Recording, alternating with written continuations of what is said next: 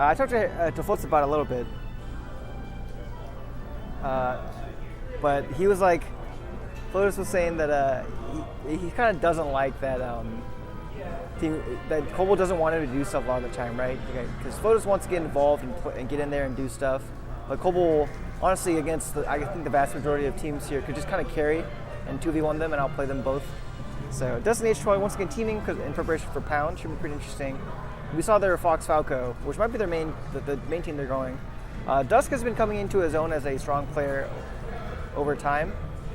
He has been gradually improving a lot of things, and Teams is one of his newer ventures. I feel like he's been playing more and more teams as time has gone on.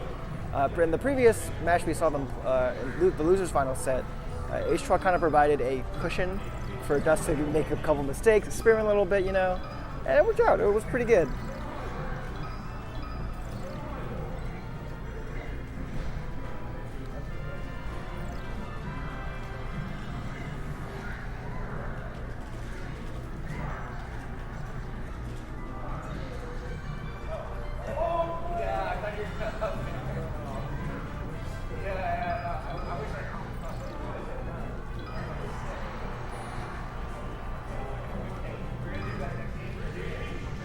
All right, so Yoshi's Story. This is the most chaos possible stage.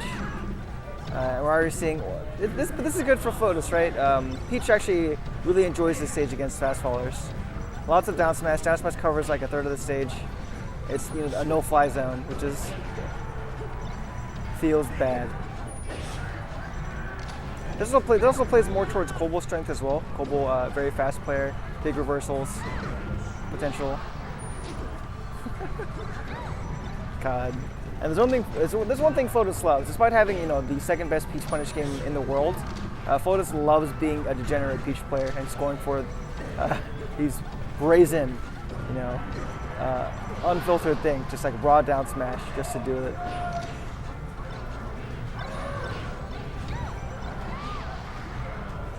So, red team pulling off to an early start, but green team keeping it kind of competitive.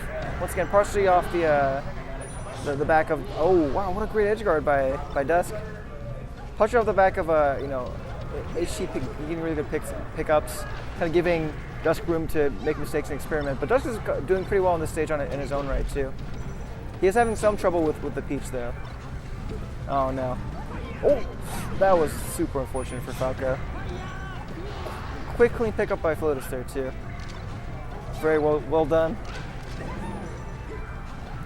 Dusk has also been pretty on point with his team combo setups. Honestly, he's been doing quite well in that regard. H-Troy taking a little bit too much time to get that punish on the grab. And a single hit or a Kobo tax. Oh god, Peach's nightmare right there. It's the Simpsons gif where Smithers is has two strippers dance in front of him. He's trying to shield his eyes in horror and shock. It's Peach getting shield pressure on either side by two space animals. Same energy. Oh, that's unlucky. Okay, but green team keeping it competitive. Doing well enough. And one of the things, Peach obviously dies really early on this stage comparatively. Yeah, that's. Oh. Okay, the power of friendship and hard work, and all that stuff coming into play here. Oh no, the infinite. Not quite perfectly timed, but the Kobo tax has been paid. H-Troy should die there, and Flotus can definitely make this pseudo comeback. It's kind of weird when you had the lead. I had an inappropriate name for.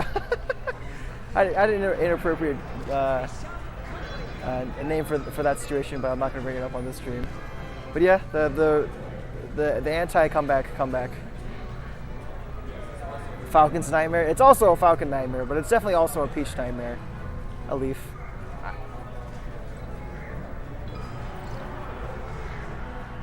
But okay, kind of a crazy game. Kobo did essentially, he had like two bad SDs and like one sort of weird situation. So, it's still lots of promise for the green team, I think. Very, very impressed by Dusk's team play there. And HT, once again, HT's Fox has come a really long way.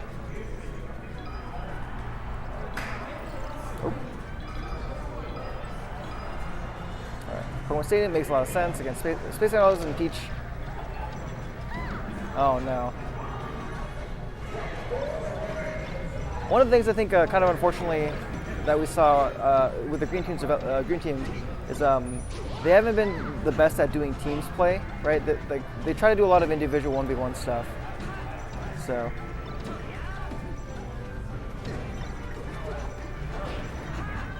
once they get to pound, once they play against better players, they can't quite rely on really winning their 1v1s, right? Because they're going to be playing against much more solid players. So something to kind of iron out. Yoshi started kind of forced them to play more teams-wise, right? Because they're so close to each other. So that worked out really well for Green Team, but we'll see. This wider stage, definitely you can start to see where that strategy is sort of faltering. Even though Kobo overall, I think he wants to do, mostly he wants to go in and do stuff, like I mentioned earlier. Kobo wants to be the one doing all the things. Doesn't want floats involved some of the time. He doesn't want someone to get in his way. That's essentially, it's the way I think Kobo thinks about it. He wants to do it all, and he often does it all.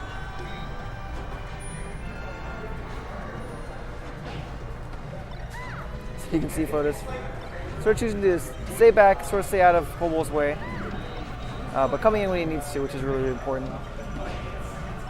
Geez, Lewis, I'm positive that Elif wants to fight.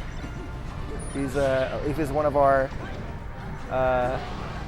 Saiyans, I guess, our lesser-known Saiyans. He wants to fight. He wants to fight strong opponents.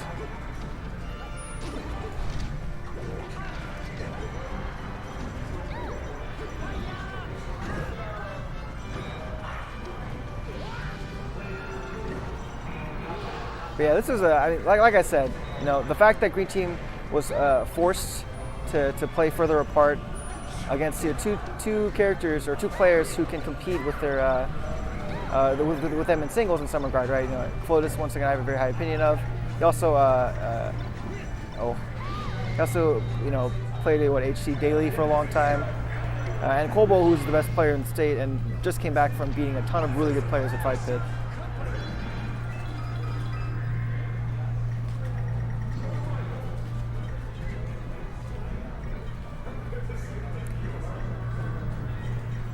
But yeah, Destiny H are gonna have to pull something out of their.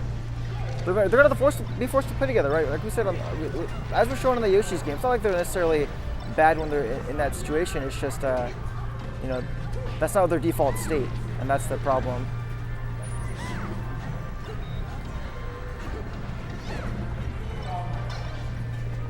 I remember my favorite Kobo team story is at Super Smash Con 2016, I think it was. I'm pretty sure it was 2016. But we were playing, Kobo and I were playing doubles on a setup with some people. And we started initially I was trying to get involved and do a lot of stuff. And then Kobo and I were losing, right? Cause we kept hitting each other, he kept dying. And I was like, okay. Because he was running full force towards his opponents, going ham and trying to do stuff. So I ended up changing my game plan to be, all right, I'm only going to save Kobo. I'm only going to try to save him. I'm going to stay back, and every single time he needs saving, I'm going to come over and help. So that was that essentially is what I did. I was full support, and so he just started killing everybody. Right? He just literally he killed everybody. He could not be stopped. And after initially losing most of the games with Kobo, which seems kind of unusual given the fact that it's me and Kobo playing doubles. After we played doubles for an hour and a half, or an hour, I think. And if we lost for most of the games in the first 10-20 minutes, in the next, after that, it was just a brutal beatdown for the next 40 to however long it was. If Kobo shined, that would have been incredible. But yeah, after that, I was exasperated. Right? I was like, God, I just spent, that was so hard, making sure that Kobo didn't die, going for the full 2v1 outplays constantly. And he was like, dude, CPK, you're pretty good at doubles, man.